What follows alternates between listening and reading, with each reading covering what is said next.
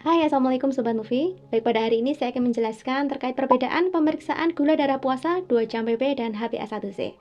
Yuk kita langsung aja mulai videonya. Nah, sebelum menjelaskan lebih lanjut ya terkait perbedaannya, di sini saya akan coba menjelaskan terlebih dahulu ya, apa itu diabetes dan apa perbedaan tes gula darah puasa dan gula darah 2 jam PP. Diabetes mellitus atau biasa disingkat dengan DM merupakan suatu penyakit menahun yang ditandai oleh kadar glukosa darah yang melebihi nilai normal. Mengapa sih penting melakukan tes gula darah 2 jam PP dan gula darah puasa? Kedua tes ini digunakan untuk mendiagnosis apakah kita terkena diabetes mellitus atau tidak. Dengan mengetahui kadar glukosa darah kita lebih dini dan secara akurat, komplikasi diabetes seperti kerusakan syaraf, penyakit jantung, dan masalah pada ginjal ini dapat dicegah ya. Apa sih yang dimaksud dengan kadar gula darah puasa? Kadar gula darah puasa adalah kadar gula darah yang diukur setelah kamu berpuasa minimal 8 jam sampai 12 jam. Artinya, kamu tidak mengkonsumsi makanan atau minuman apapun kecuali air putih sejak malam sebelumnya. Nah, biasanya pengecekannya dilakukan pertama kali di pagi hari sebelum sarapan. Apa sih tujuan pemeriksaannya? Tujuannya adalah untuk mengetahui kadar gula darah dasar tubuh sebelum adanya asupan makanan. Nah, berikut adalah tips-tips yang dapat kamu lakukan sebelum pemeriksaan gula darah puasa. Yang pertama, tentunya konsultasikan terlebih dahulu dengan dokter sebelum melakukan pemeriksaan. Jadi sebaiknya konsultasikan dengan dokter ya mengenai persiapan yang perlu kamu lakukan, termasuk durasi puasa yang paling sesuai untuk kondisi kamu. Kemudian selanjutnya yang kedua adalah cukup istirahat ya. Usahakan tidur yang cukup sebelum pemeriksaan agar tubuh kita dalam kondisi fit saat dilakukan pemeriksaan gula darah. Kemudian yang ketiga adalah hindari aktivitas fisik yang berat. Hindari aktivitas fisik yang terlalu berat sebelum pemeriksaan, karena hal ini dapat memengaruhi kadar gula darah kita.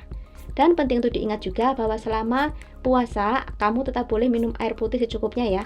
Jadi kalau air putih itu tidak mempengaruhi kadar gula darah kita.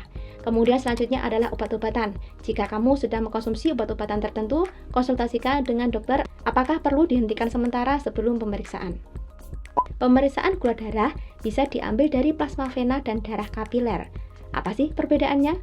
Pada pemeriksaan plasma vena, darah yang diambil dari pembuluh darah yang lebih besar dan dalam, biasanya suntikan di bagian lengan. Kemudian pemeriksaan darah kapiler adalah darah yang diambil dari pembuluh yang lebih halus, yang biasanya dengan tusukan di ujung jari tangan. Berdasarkan pemeriksaan kadar glukosa darah puasa, dinyatakan mengalami diabetes jika pemeriksaan dilakukan melalui plasma vena hasilnya menunjukkan lebih dari sama dengan 126 dan pemeriksaan darah kapiler lebih dari 100. Referensi lainnya menunjukkan nilai normal kadar gula darah puasa atau plasma vena adalah sebagai berikut. Yang pertama adalah nilai normal. Dinyatakan normal jika di bawah 100 mg per desiliter atau 5,6 mmol per liter. Kemudian prediabetes jika di antara 100 sampai 125 dan dinyatakan diabetes jika lebih dari sama dengan 126 mg per desiliter. Lalu apa sih gula 2 jam PP? Gula 2 jam postprandial atau sering disingkat dengan 2 jam PP adalah kadar gula darah yang diukur 2 jam setelah kamu mengkonsumsi makanan atau minuman yang mengandung karbohidrat. Kenapa sih harusnya mengandung karbohidrat? Hal ini penting ya karena karbohidrat adalah sumber utama glukosa atau gula dalam darah. Dan tes ini dirancang untuk mengukur bagaimana tubuh kamu mengelola glukosa setelah mengkonsumsi makanan atau minuman yang mengandung karbohidrat. Berikut adalah langkah-langkah umum tes gula darah 2 jam PP. Yang pertama adalah konsumsi makanan atau minuman. Kamu akan diminta untuk makan makanan yang biasa atau minum minuman yang mengandung karbohidrat, misalnya seperti roti, nasi, kentang, atau jus buah. Kemudian waktu tunggu. Setelah kamu mulai makan dan minum, waktu akan dihitung selama 2 jam. Selama waktu itu sebaiknya kamu tidak makan atau minum apapun ya selain air putih. Kemudian selanjutnya adalah pengambilan sampel darah. Setelah 2 jam berlalu, darah akan diambil untuk mengukur kadar gula darah kita. Berdasarkan pemeriksaan kadar glukosa darah sewaktu atau 2 jam PP, dinyatakan mengalami diabetes jika pemeriksaan dilakukan melalui plasma vena dan kapiler menunjukkan hasil lebih dari 200 mg per desiliter. Referensi lainnya dinyatakan normal jika kurang dari 140 mg per desiliter, prediabetes antara 140 sampai 199 dan dinyatakan diabetes jika lebih dari sama dengan 200 mg per desiliter. Nah, berikut ada pertanyaan yang masuk ya dari konten sebelumnya, yaitu Gula puasa 135, gula 2 jam PP 121. Apakah sudah termasuk diabetes? Nah, saya akan mencoba menjawab ya. Nilai gula darah yang kamu sebutkan ini menunjukkan adanya perbedaan hasil antara kadar gula darah puasa dan gula darah 2 jam setelah makan. Gula puasa kamu menunjukkan 135 mg per desiliter yang menunjukkan berada di atas batas untuk didiagnosis diabetes ya, yaitu lebih dari sampai dengan 126 mg per desiliter pada pemeriksaan plasma vena dan 100 mg per desiliter pada pemeriksaan darah kapiler. Sedangkan kadar gula darah 2 jam setelah makan kamu adalah 121 mg per desiliter yang menunjukkan tidak mengalami diabetes atau normal.